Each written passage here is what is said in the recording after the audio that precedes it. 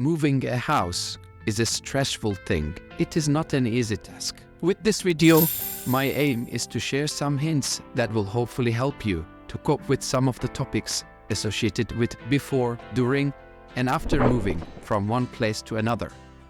You went through available flats and houses in the market, agreed with the landlord on terms and rented, or maybe even purchased the place. The reality is, you now have a new place to move in. And now what?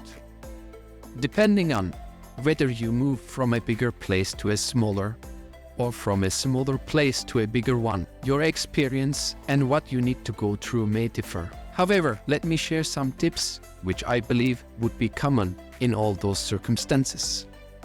First things first, we need a plan.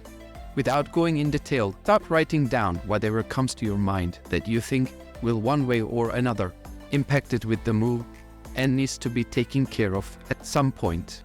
Believe me, this will later on help you a lot to revisit back as a reference to check and see if there are still any open points. Some of the things you may want to consider in developing such list are informing your current landlord for your move in line with terms of your rental contract to be able to exit from any contractual obligations on time, finding a professional company and/or any type of support, friends, etc. that will help you to move furnitures.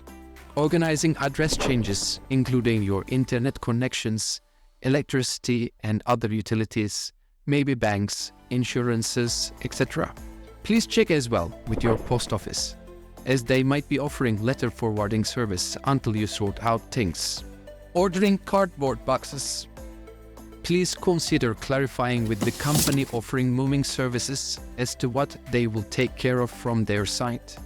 It is possible that they will only move furnitures and other goods, provided that they are properly organized in cardboard boxes that would help them carry those. They may refuse packing those, including kitchen stuff for you, unless you pay extra for that service. Also, keep in mind that you may in addition need to contact an electrician to remove ceiling lamps and any other electrical or electronic settings you may have in a safe manner. Your moving company may not be offering such services. In order to avoid any unwanted surprises later on, it is very important that you clarify with the moving company the content of their service, what they will do and what they will not do. Don't forget as well, including into your list any topic related to organizing your cellar, if you have one. So just continue writing down whatever comes to your mind that you think needs to be taken care of for the move. Next step is developing a layout plan. For that, if possible, visit the new place you rented. Take measurements of the rooms on your own. Do not rely on any available such document, as the rooms might have gone renovations and changes in between. Develop the floor plan of your new place and indicate on it the measurements you took, specifically the wall length and height of the rooms.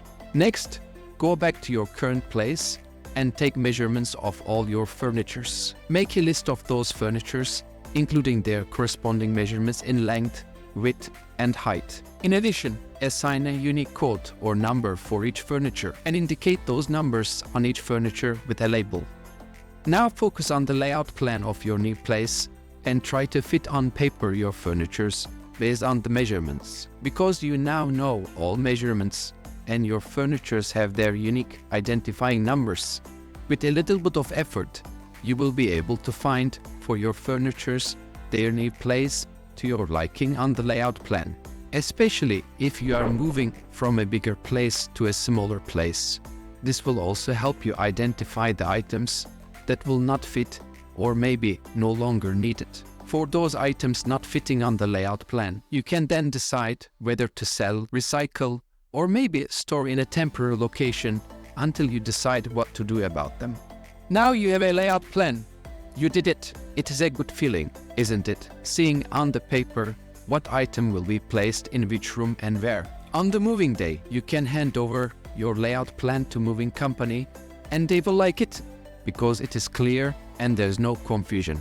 For example, if your dining table has the label number 16, then your movement company will know exactly where they will put it. Alternatively, you can also guide them during the move on your own with the layout plan on your hand. Congratulations, you made it. Of course, this is very basic and there might be many different situations and topics arising, especially if the move is for long distances from one country to another and overseas. However, if you approach the overall move with the mindset that one way or another, you need to actively involve yourself and you need to plan in advance to the extent possible, then you will notice that with a little bit of effort, it will help you a lot in coping with many points and issues associated with the move. No matter how much you plan, you may still come across issues later on. For example, if you have curtains and carpets, the probability is high that they will not fit to your new place. Or any items you were using before as decoration and paintings on the wall may need solutions.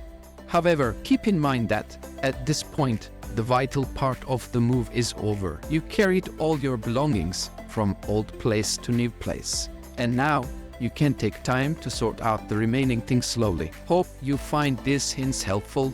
And in case you will move or planning to move soon, I wish you a successful move and happiness in your new place.